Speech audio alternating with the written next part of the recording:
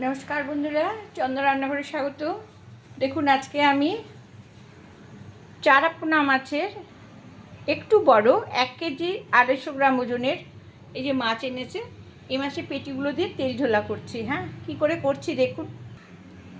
দেখুন, কড়াই বসিয়ে দিয়েছি। কড়াইয়ে এবার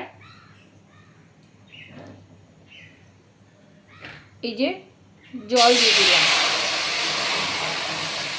দেখেন, জল দিয়ে দিলাম। এবার দিলাম লবণ, দিলাম হলুদ, আর দেব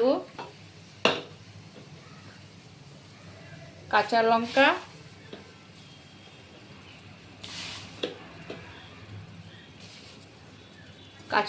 দিলাম।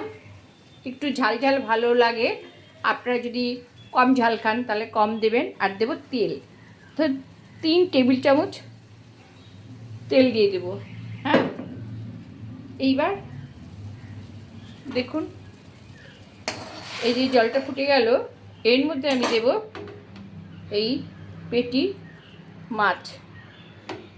এখানে যতগুলো পেটি আছে, আমি অলিভার কিন্তু পেটি দিয়েই করতে হবে, অন্য কিছু দিলে কিন্তু হবে না। হ্যাঁ, পেটি, কেবল পেটিগুলো দিতে হবে। যদি ফুটে যায় তারপরে কি করব, এইটা উনুনটা বড় করে দিয়ে, দেখুন এই যে উনুনটা বড় করে দিয়ে ঢেকে দেবো। হ্যাঁ, এরকম ঢাকা থাকবে। 3-4 মিনিট বাদে আমি আবার মাছগুলোকে উল্টিয়ে দেব। খুবই সহজ রান্না, দেখুন খুলে দিলাম। খুবই সহজ রান্না, এই জলে শুধু সেদ্ধ হবে। হ্যাঁ, কাঁচা লঙ্কা, লবণ, হলুদ আর তেল দিয়ে।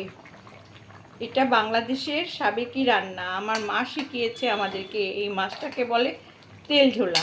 হ্যাঁ, যদি মনে হয় আপনাদের যে একটু তেল কম হয়েছে, তাহলে এই নামানোর আগে আরেকটু তেল দিতে হবে। হ্যাঁ, মোট কথা 3 টেবিল চামচ।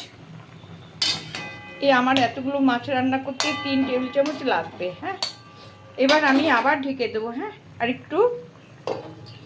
আরেকটু হবে। হ্যাঁ, আর 2 মিনিট হবে।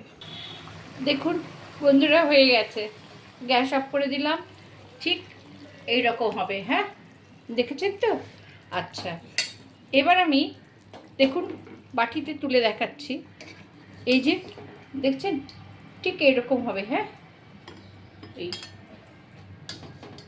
ঝোলটা এরকম হবে। হ্যাঁ, কিন্তু এটা কড়াতে থাকলে আরও কমে যাবে আস্তে আস্তে। হ্যাঁ, দেখছেন, ঠিক এরকম গরম ভাতে ঝোল দিয়ে এইরকমভাবে মাছ দিয়ে খাবেন, দারুণ লাগবে। দেখেছেন, নরম তুকতুকা একদম। হ্যাঁ,